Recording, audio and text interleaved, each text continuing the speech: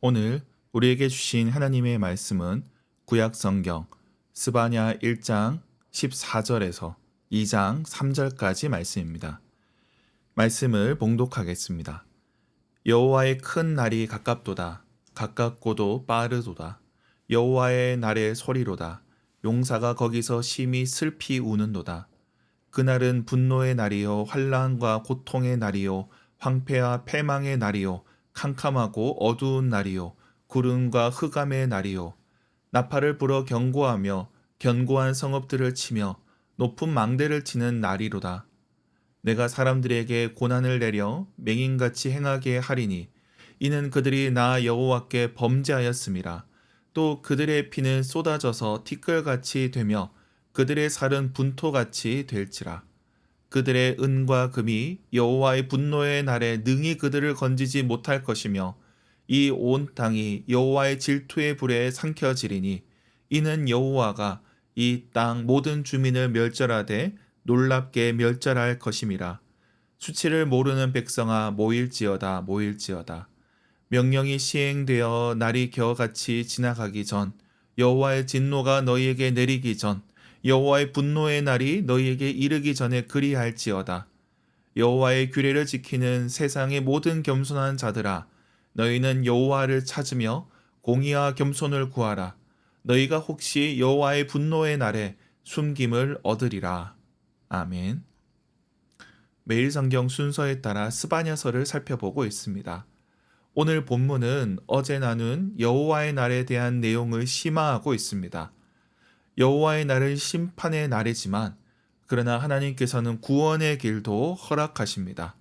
하나님은 겸손한 자들을 건져 주십니다. 그 내용을 살펴보도록 하겠습니다.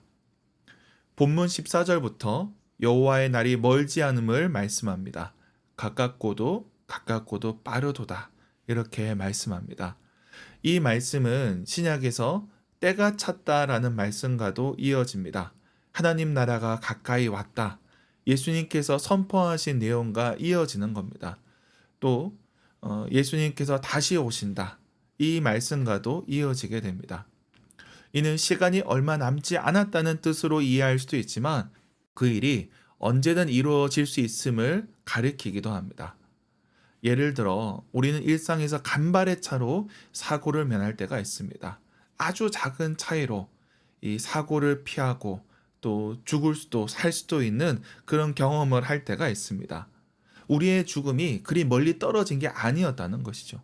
여호와의 날도 그렇습니다. 이것은 남은 시간의 문제일 수도 있지만 언제든 임할 수 있다는 겁니다. 그런데 오늘 본문에서 그 날은 분노의 날이고 환난과 고통의 날로 제시되고 있습니다. 유다와 예루살렘 백성이 견디기 쉬운 날이 아니라는 겁니다. 그래도 사람들은 의지할 때가 있습니다. 이것이 18절에 은과 금으로 나옵니다. 그들은 은과 금이 자신들을 건지리라 믿습니다. 하나님께서 심판하시는데 은과 금이 무슨 의미가 있겠습니까? 그런데 백성들은 그렇게 생각했다는 겁니다. 앞서 말씀드렸듯이 스바냐는 왕족 출신입니다. 유다와 예루살렘의 귀족들이 어떤 생각을 하고 있는지 꿰뚫고 있습니다. 지금 정세가 위험하고 전쟁이 날 수 있으니 재산을 모아두자, 은과 금을 쌓아두자 이 생각을 하고 있는 겁니다. 그런데 막상 전쟁이 나면 은과 금을 들고 도망가기도 어렵습니다. 들고 간들 빼앗길 뿐입니다. 평안할 때에야 소용있겠지만 전쟁은 다르다는 겁니다. 그리고 전쟁을 넘어 하나님의 심판입니다. 이런 상황에서 그들의 은과 금, 그들의 재산이 그들을 지켜주지 못한다는 겁니다. 그런데 하나님께서는 겸손한 자들에게 살 길을 주십니다. 2장 3절에 보면 살 길을 말씀하시는데 여호와의 규례를 지키는 세상의 모든 겸손한 자들을 숨겨주시리라 말씀합니다. 여기서 겸손한 자들은 시편에 나오는 가난한 자들과도 연결됩니다.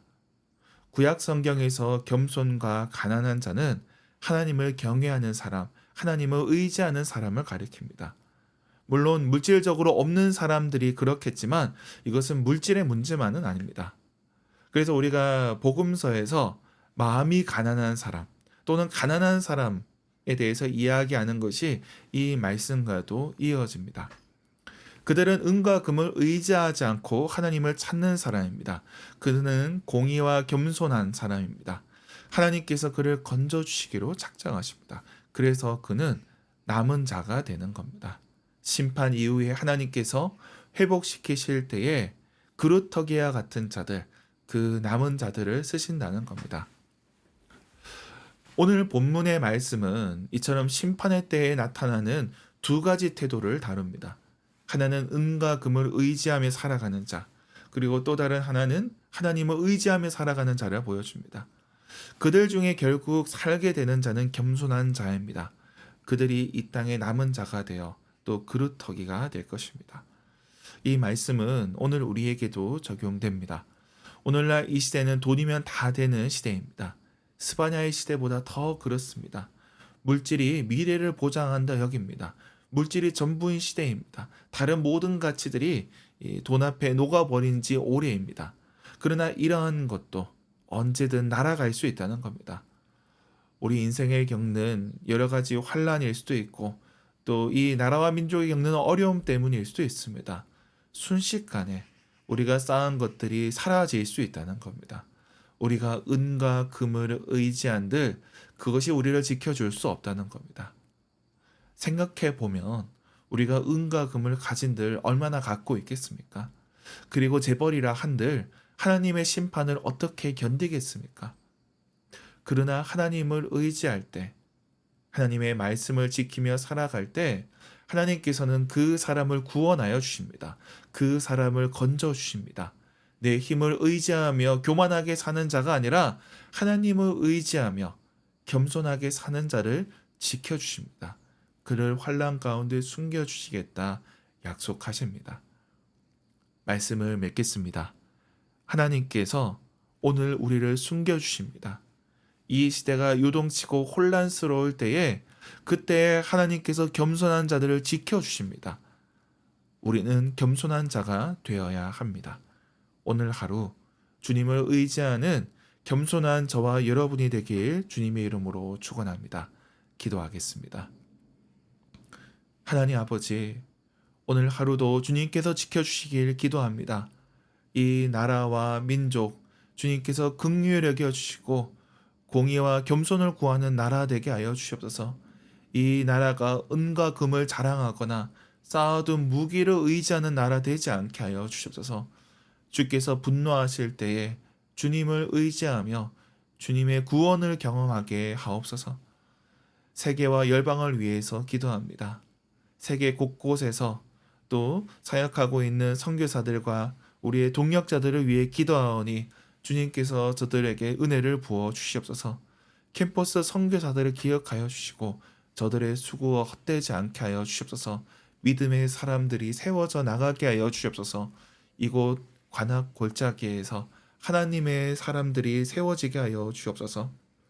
우리 자녀들을 위해 기도합니다. 중고등부 자녀들, 저들이 학교와 학원을 오갈 때에 저들이 책상에서 공부할 때 주님을 만나게 하여 주시옵소서. 저들이 겸손히 주님을 의지하며 장차 세계와 열방을 위해 쓰임받는 자들 되게 하여 주시옵소서. 저들을 지도하는 목사님과 교사들에게 주님 은혜 더하여 주시옵소서. 우리 가운데 연약한 지체들을 위해 기도합니다. 육신의 연약함으로 고통받는 자들을 긍휼히 여겨 주시옵소서. 요양병원에 있는 어르신들 주님 강건하게 하여 주시옵소서. 가정의 불화로 고통받는 자들에게 주님 평화를 허락하여 주시옵소서. 태의 열매를 놓고 기도하는 가정이 있습니다. 저들에게 생명을 더하여 주시옵소서. 주님, 결혼을 놓고 기도하는 청년들 가정을 꾸릴 수 있게 하여 주시옵소서. 멀리 나가 있는 이들 주님께서 기억하여 주시고 또 무사히 돌아오게 하여 주시옵소서. 감사드리며 예수님의 이름으로 기도드립니다. 아멘.